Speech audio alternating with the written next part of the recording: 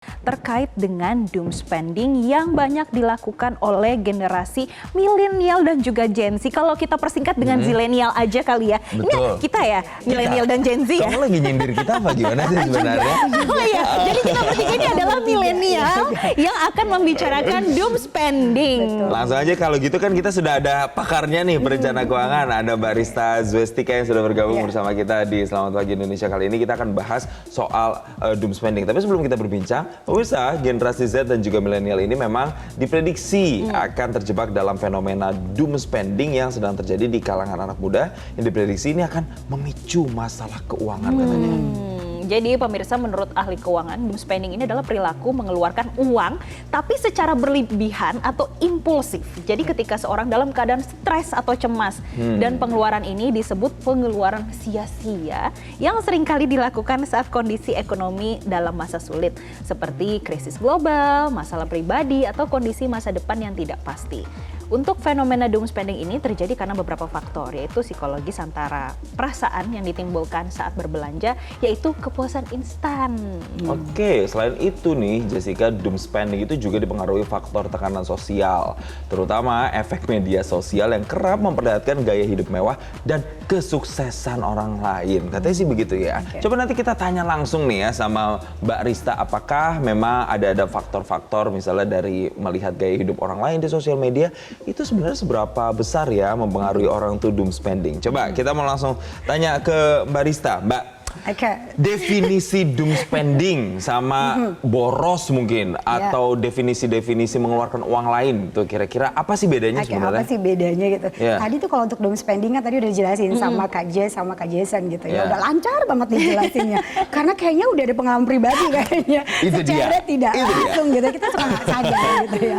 Oke, bedanya begini, kan banyak kalau dulu ada namanya latte factor gitu kan ya. Kemudian sekarang ada terkenal dengan namanya doom spending. Kalau doom spending ini kita mengeluarkan uang gitu ya, perilaku pengeluaran uang gitu, impulsif termasuk gitu ya, secara berlebihan tapi karena ada rasa emosionalnya. Syaratnya itu? Ada emosionalnya nih kalau doom spending gitu ya. Contoh misalnya Kak Jason sama Kak Jess pernah nggak sih beli sesuatu yang aduh lagi bete banget, kerjaan banyak banget, terus ke mall gitu ya, beli nggak mikir gitu, butuh nggak butuh, pokoknya lucu gitu ya, tapi karena emosi sebenarnya. Tapi lucu gitu, tapi tiba-tiba gesek kemudian beli. Pernah nggak di posisi ini? Duh, pernah lagi. Pernah ya kalau Jessica. Kalau pagi ini, kalau aku malah kebalikan, kalau lagi stres malah wah jangan belanja deh gitu ya. Gitu beda nih. Kalau Jessica malah pernah kayak gitu ya? Iya, malah kayak gitu. Malah beberapa kali sih kayak gitu karena beberapa kali lagi. Iya, beberapa kali. Bener-bener ini banget ya. Milenial banget ya. nih. Jadi beberapa kali kalau lagi aduh pusing banget ngapain ya? Buka lah tuh e-commerce. Kayak beli deh gitu kan. Terus pas udah datang merasa kayak nyesel ya. Iya, ini cuma self reward aja berarti ya selama ini. Akhirnya melakukan pembenaran soal self reward itu ya. Self reward. Oke. Jadi bedanya juga ada gitu ya, antara doom spending sama latte factor itu berbeda. Berbeda dari sisi motivasinya, berbeda dari karakteristiknya juga, berbeda dari dampaknya. Oke. Kalau doom spending ini motivasinya adalah tadi dia pembelian impulsif atau berlebihan karena ada emosional yang mendorongnya. Entah dalam kondisi kecewa, marah, putus asa, membandingkan kehidupannya dengan orang lain gitu ya. Kemudian tadi karakteristiknya adalah merupakan untuk pembelian memberikan self reward tadi, tapi untuk rasa kesenangan yang sementara gitu. Jadi hanya ya udah dibeli tapi muncul rasa penyesalan sesudahnya gitu. Nah, dampaknya adalah untuk jangka pendek karena membelinya bukan dalam skala kecil tapi selalu membelinya dalam skala besar. Nah, ini kalau untuk doom spending, oke. Sedangkan kalau latte factor ini pembelian yang sebenarnya kita nggak sadar diri karena jumlahnya kecil-kecil. Kalau tadi lucu, kemudian harganya kecil gitu ya, harganya nggak terlalu mahal. Nah, ini tuh rutin dilakukan. Contoh kecil misalnya beli kopi misalnya sehari 3 kali, atau misalnya besok beli yang pernak-pernik lucu-lucu bisa 2, 3, 4 kali. Dan kita merasa nggak ada penyesalan sama sekali karena jumlahnya kecil, uang yang kita keluarin kecil, tapi efek untuk jangka panjangnya kalau dikalkulasikan ternyata udah mengurangi tabungan dalam skala besar ternyata gitu. Iya lagi. Jadi motivasinya berbeda, karakteristiknya berbeda, kemudian dampaknya juga berbeda. Waduh, ini kopi sehari bisa 2 kali gitu ya kan, jajan-jajan. gitu. Ini baru detik ini tadi abis check out nih di salah satu e-commerce. Nah itu gara-gara ngelihat ada salah satu, kalau saya tadi Lucu sih gitu pasti deh. lucu Iya. karena beli jaket kan, Beli jaket jaket. kulit. Nah lucu, akhirnya harganya murah, beli. Memang punya kebiasaan kadang suka begitu. Kalau kayak gitu berarti masuknya ke doom atau ke latte factor jadi itu, Mbak? kalau misalnya di doom spending itu kan ada ya, kita tuh tipe manusia yang ada nih, tipe orang yang kalau dia happy, dia pelariannya adalah belanja. Ada juga yang ternyata kalau dia emosionalnya lagi nggak bagus, belanja juga. Atau misalnya ke makanan dan lain-lain gitu ya. Kalau misalnya Kak Jason ini mungkin termasuk dalam doom spending gitu ya, tapi emosinya bukan yang terlalu mencemas atau berlebihan, tapi dalam kondisinya happy. Ada juga nggak ada, kalau dia skalanya besar, masuknya ke dalam doom spending. Tapi kalau misalnya kecil, masuknya ke latte factor. Gitu. Oh gitu bedanya. Mbak, tapi menariknya ini tuh disebutkan khususnya untuk generasi Gen Z. Dan juga milenial. Emang Oke. apa sih yang membedakan generasi ini dengan generasi X mungkin? Oke. Kenapa bisa kita yang disebutkan doom spending dan Diidentikan juga gitu ya? iya latte factor itu? Iya, kayak kesel banget deh, apa-apa milenial Gen Z gitu. Kenapa identiknya dengan Gen Z? Kenapa Milenial sih ini inilah gitu ya? Kayaknya bermasalah banget generasi ini gitu ya. Oke, sebenarnya yang membedakan adalah karena begini, generasi Gen Z dan milenial kita tumbuh bersamaan dengan tumbuhnya sosial media gitu ya. Sedangkan kalau generasi X atau baby boomers, mereka itu kan tidak terlalu terpapar dengan yang namanya sosial media. Contoh dia lihat ibu-ibu kita gitu kan ya. Atau misalnya sudah usia 50-an gitu kan, nggak terlalu bermain dengan sosial media. Sedangkan kita bangun tidur aja yang dicari apa? Handphone kan. Oke, yang dilihat apa coba? Pasti foto ya kan, ya kan? teman-teman postingan ya kan. Nah, jadi kita tuh mudah sekali terpapar dengan sosial media, entah itu misalnya TikTok, YouTube, kemudian Instagram dan lain-lain, itu kita tumbuh bersama. Dan secara tidak langsung bangun tidur pun kita bisa melihat langsung, oh dia tahu-tahu kita udah 30 menit aja scroll gitu ya. Tahu-tahu kita udah 1 jam aja nih scroll gitu. Jadi karena kita tadi dekat dengan sosial media, kemudian kita juga termasuk dalam yang akhirnya jadi FOMO gitu kan ya. Kalau nggak ngikutin tren kayaknya nggak termasuk dengan generasi yang ini gitu ya. Kemudian tadi kemudahan untuk mengakses ya, mulai dari e-commerce, kemudian dari pembiayaan, baik dia kartu kredit kah, atau misalnya pinjaman secara online, baik legal maupun ilegal kan ada kemudahannya. Oke, kemudian apalagi sih Riz gitu kan ya, banyak juga kemudahan-kemudahan yang kita tuh selalu pengen instan. Nah, makanya kan itu identik banget dengan 2 generasi. Iya, karena memang dorongan media sosial itu jadi faktor eksternal yang cukup berkontribusi begitu ya untuk orang bisa doom spending. Mbak, ngomongin soal tadi ada soal kartu kredit yang digunakan, ada pinjaman-pinjaman online yang aksesnya juga semakin mudah. Bahkan kalau ini saya lihat datanya untuk data BPS, orang-orang generasi milenial yang menggunakan pinjol itu sampai dengan 652 miliar rupiah. Nah, apakah kalau menggunakan pinjol terus-terusan atau mungkin pay later itu kan juga ada, itu juga termasuk kategori doom spending atau enggak? Tapi kita harus bahas usai jeda berikut ini pemirsa, tetaplah bersama kami di Selamat Pagi Indonesia. Aduh, ini asik sekali perbincangannya pemirsa. Agak asik tapi agak menampar juga nih ya. Agak-agak menampar pribadi juga. Makanya kita mau kuak langsung nih Mbak. Tadi sebelum jeda saya kan bilang untuk data BPS aja orang yang pinjaman online itu tercatat sampai dengan 600 miliar rupiah untuk zilenial ini. Jadi sebenarnya mereka pun yang berupaya menggunakan pinjaman online atau pay later itu dalam jumlah yang baik kecil dan juga besar, itu juga masuk dalam doom spending itu, kategori itu? Tergantung tadi kebutuhannya untuk melakukan pinjaman online-nya untuk apa. Ada yang untuk kebutuhan hidup pribadi, contoh misalnya kayak teman-teman mungkin di luar sana ada yang termasuk dalam sandwich generation, pendapatannya tidak cukup tapi tanggungannya banyak. Nah, banyak juga nih yang akhirnya menggunakan pinjaman, baik itu nanti pay later, apakah pinjaman online, baik secara legal maupun ilegal. Tapi ada juga yang contoh gitu ya, karena sekarang penganutnya generasi ini, penganutnya ada work-life balance gitu kan ya. Walaupun uangnya terbatas tapi pengen healing gitu. Ayo Kak Jason baru healing dari mana nih?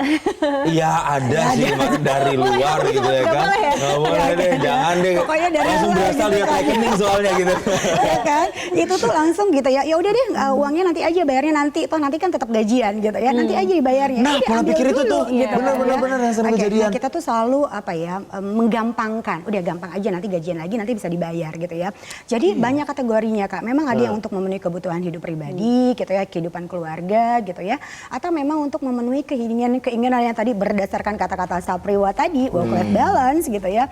Jadi banyak faktornya. Jadi kita nggak bisa mengeneralisir bahwa orang yang terkena pinjaman online atau yang berutang di kartu kredit gitu atau yang menggunakan paylater semuanya termasuk dalam doom spending gitu. Nggak Enggak juga juga. ya. Gitu. Nah, Mbak, pertanyaannya gini, kan zilenial ini sudah di usia produktif, artinya dia sudah memiliki upah setiap bulannya. Oke. Dan sering sekali sampai sekarang ini tadi udah disebut work life balance ini masih terus berjalan. Tapi harusnya gimana sih mengatur keuangannya di akhir tahun tuh harusnya kelihatannya berapa tabungannya? Oke. Aku Ini mesti kayak ngomong sama diri kita sendiri. Iya. Jadi kayak harusnya gimana Kayak gimana sih gitu. Aku langsung nanya ya kan, Kak Jess sama Kak Jason udah kerja berapa lama sih? Gitu. Nanti nyampe rumah dicek ya rekening sama asetnya ya. Oke. Kita nggak bisa menjelarisir berapa sih harusnya pertumbuhan gitu ya, karena tergantung. Kita mesti disclaimer terlebih dahulu gitu ya. Mengatur keuangan itu adalah sebuah seni yang memberikan kebebasan kita si pemilik uang untuk mengatur uang, bukan kita yang diatur oleh uang. Kan itu dulu gitu ya. Nah, pada saat kita merencanakan sebuah perencanaan keuangan, kita juga nggak bisa paksain bahwa Kak Jess sama Kak Jason dari pendapatan 100% harus nabungnya 20% atau 30% ya, atau kalau single harus nabung 50% ya, nggak bisa disamain juga gitu ya. Kenapa? Karena satu, sumber pendapatan setiap orang itu beda-beda Kak, gitu ya. Cara mendapatkannya juga beda-beda. Ada yang fixed income setiap bulan, tapi ada juga yang freelancer gitu ya. Kemudian yang kedua, tingkat tanggungan setiap orang juga beda-beda ya. Ada yang single tapi menanggung keluarga, ada yang berumah tangga tapi nggak menanggung siapapun gitu ya. Kemudian yang ketiga, tujuan keuangan setiap orang juga beda-beda. Oke, kemampuan setiap orang juga beda-beda, bahkan tingkat literasi keuangan orang juga beda-beda. Oke.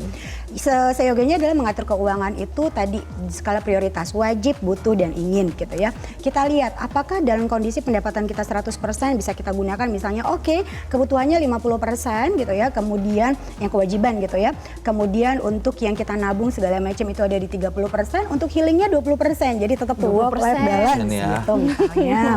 Gitu. Tapi kalau misalnya ternyata ya 30% tuh masih terlalu kecil karena tujuan aku tuh jangka pendek kemudian jumlahnya banyak gitu kan ya. Oke, yuk naikin lagi dikit-dikit. Nah, itu tuh semuanya bisa di-customize, bisa diatur ulang, dan nggak ada yang fix banget harus begini gitu, enggak gitu. Iya. Tapi memang harus dilihat per akhir tahun itu tadi ya, ada betul. peningkatan atau tidak gitu ya. Sebenarnya per akhir tahun itu adalah kan kita biasanya akan membuat resolusi keuangan nih bentar lagi nih, berapa bulan lagi kan.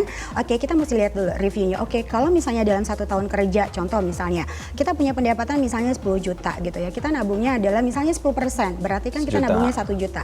Dalam 1 tahun pertumbuhan uang kita tuh 12 juta kalau kita nabungnya di tempat yang tradisional. Taruhlah kalau 5% di tabungan reksadana dan lain-lain, otomatis pertumbuhan aset kita tadi udah kelihatan gitu kan ya. Cuma 13 juta atau 14 juta. Make sense nggak sih dengan tujuan keuangan yang banyak, pengen married, pengen punya rumah, pengen dana pensiun, dana pendidikan Jomblang anak. ya, Mbak, Kira-kira jauh masih ya. jauh kan? Iya. Oke, yuk kita tingkatin lagi. Bertahap aja, yang penting kita udah tahu kalau kita menyisihkannya segini, maka di akhir dapatnya segini. Kalau kita menyisihkannya dinaikin lagi, maka akhirnya dapatnya segini. Nah, tinggal balik lagi. Mesti punya yang namanya pengendalian diri, bahwa Nah, itu satu, dia. dapetin duit gak mudah. Iya.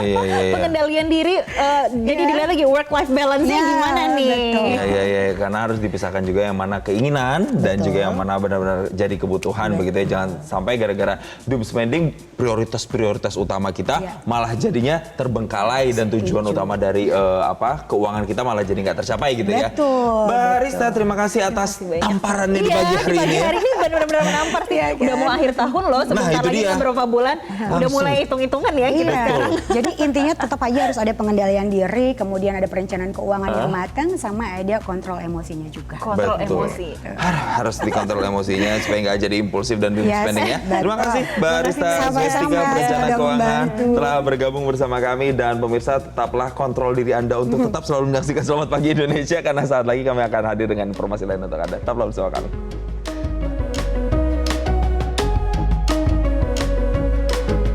Jelajahi cara baru mendapatkan informasi. Download Metro TV Extend sekarang.